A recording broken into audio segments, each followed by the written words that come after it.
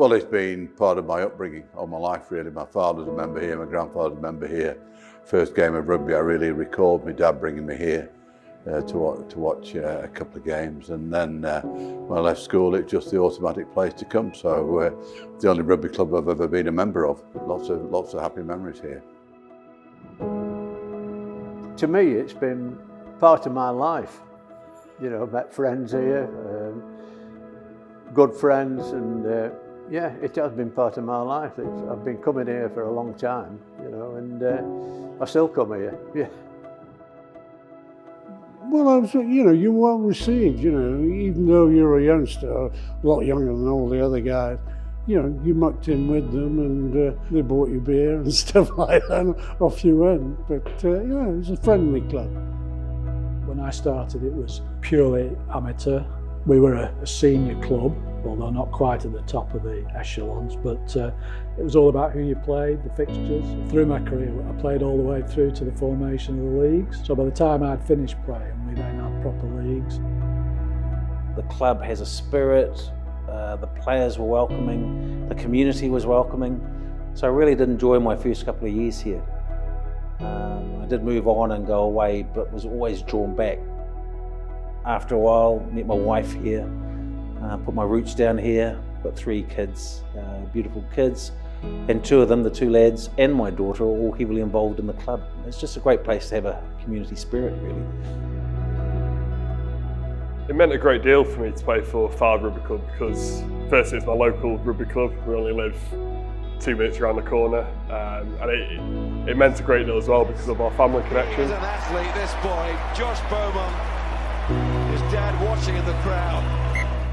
So growing up, I was the youngest of three lads, so both my brothers played here in the mini juniors, and middle brother Sam, he was the captain of the club, so I was always, as a younger brother, trying to look up to them and aspire to be them. So coming down watching him on a Sunday morning, I just wanted to jump in straight away.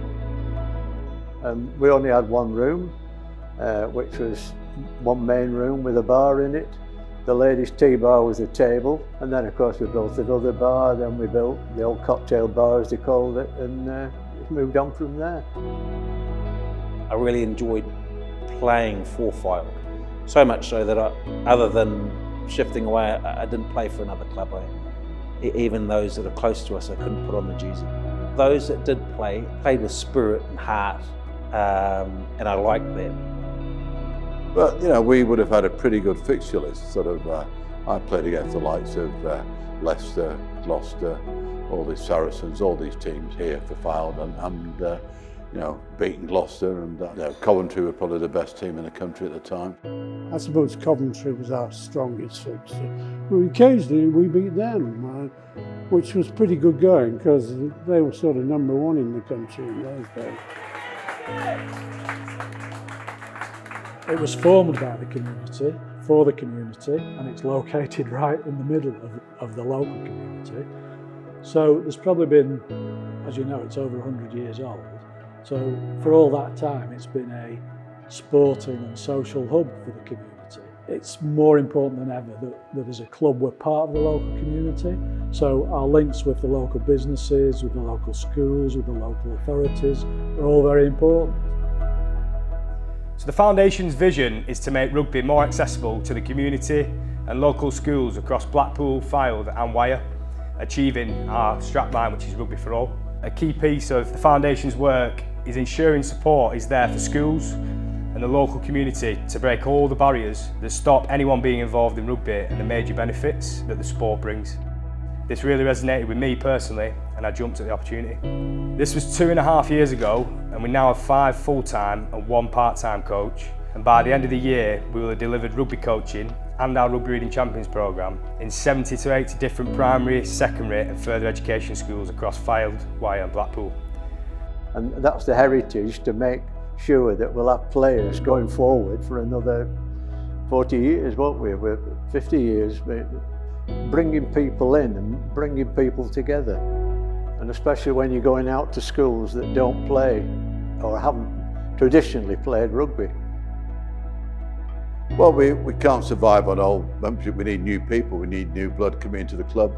And I think obviously through the community program. I think that's what's happening. They were getting players coming to the club who wouldn't necessarily come to play rugby or indeed come to Fylde Rugby Club. And I just think that certainly Fylde has always been part of the community, and I think that's what makes it so strong.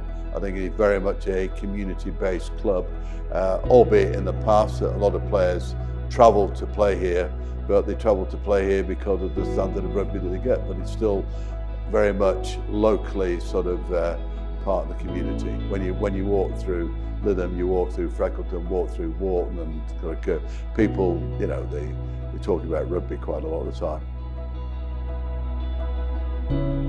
It's given me so much from a rugby point of view, but also from a social point of view, and as I said, making a lot of lifelong friends at the club, some who I'm still see regularly down here. So it's a very, you know, the heritage of the club is very special to me.